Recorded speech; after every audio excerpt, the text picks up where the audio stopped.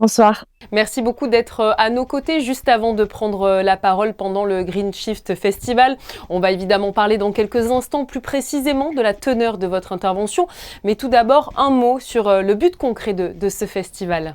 Ce festival du Green Shift, il a pour vocation à repenser demain parce qu'aujourd'hui, on arrive à la fin d'un modèle de société, on arrive à la fin d'un paradigme et il y a un énorme enjeu à inventer un nouveau modèle de société, un nouveau modèle de civilisation et à le faire collectivement. Et donc pour ça, on a besoin de se rassembler, d'être dans ce travail collectif justement pour réactiver nos imaginaires. C'est la catégorie, vous venez d'en parler, Repenser demain, dans laquelle vous intervenez avec de nombreux autres intervenants. Par quel biais cela peut passer? Justement, c'est en sensibilisant la population, c'est en mettant des projets un petit peu à l'ordre du jour. Voilà, comment repenser notre avenir? Comment repenser un avenir? Déjà en comprenant l'environnement dans lequel on vit, donc en comprenant quelles sont les frontières planétaires, quelles sont les grandes lois de la nature. Et donc, ce qu'on propose avec Imagine 2050, c'est de repenser demain en s'appuyant sur la théorie du donut de Kate Raworth, qui imagine donc un donut avec en son extérieur les 9 frontières planétaires, parmi lesquelles le climat, la biodiversité, les océans, et dans le centre du donut, le plancher social nécessaire pour vivre dignement. Et donc, notre enjeu, ça va être de réunir des scientifiques, des artistes, des penseurs, des faiseurs, pour imaginer à quoi ce monde de demain pourrait ressembler dans le meilleur des cas. Et à quoi il pourrait ressembler justement dans le meilleur des cas, Magali? Ça nécessite effectivement de changer de trajectoire, de sortir du business as usual, de sortir du scénario qui dit que la technologie pourrait nous sauver. Et en fait, ça nécessite de se reconnecter à ce qui est essentiel, à savoir une société du soin, une société des liens, une société de l'être plutôt que du paraître. Et ça nécessite aussi de réviser ce terme de sobriété, de réviser vraiment ce qui nous rend heureux et ce qu'est la réussite sociale.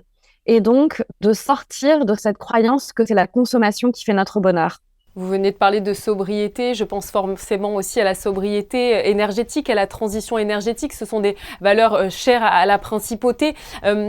Comment les entreprises vont-elles parvenir à cette transition énergétique du mieux qu'elles le peuvent? Ce qu'on fait avec Imagine 2050, c'est qu'on accompagne les leaders culturels justement à comprendre ces grands enjeux de société et accompagner la transition, la métamorphose du monde au sens large, donc énergétique, mais pas seulement. Et notre objectif avec Imagine 2050, c'est de les aider à transformer leur récit.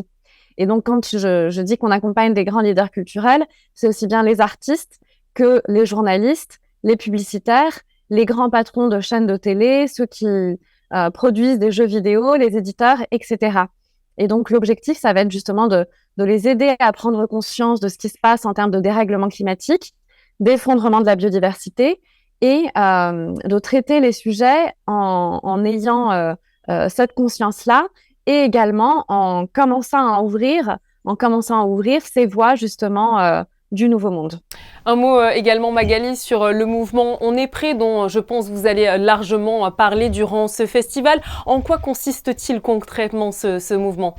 Ce mouvement On est prêt, c'est un mouvement de mobilisation citoyenne que j'ai lancé en 2018 pour inviter massivement les citoyens à protéger le vivant et la justice sociale, à construire ce nouveau monde respectueux du vivant et de la justice sociale.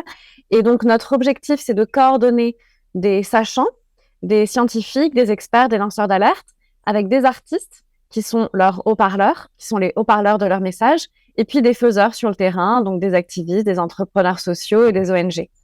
Et pour vous donner des exemples très concrets des campagnes de mobilisation qu'on a menées, eh bien, par exemple, en 2018, on a réuni 130 influenceurs qui ont mobilisé pour le climat pendant un mois. Et le dernier défi de ce mois pour le climat, c'était de soutenir l'affaire du siècle, ce procès contre l'État pour inaction climatique qui a recueilli plus de 2,3 millions de signatures soutien. Dernière question, le Green Shift Festival est organisé avec la Fondation Prince Albert II. Quel regard portez-vous justement sur l'engagement du souverain et de sa fondation? Je suis très admirative de tout ce que fait le prince et la fondation. Il y a cette envie d'apporter des solutions et d'inviter tout un chacun à l'action. Et donc, j'ai vraiment l'impression qu'on est dans la même grande famille. Merci beaucoup à vous pour votre présence sur Monaco Info et bon festival pour demain. Merci.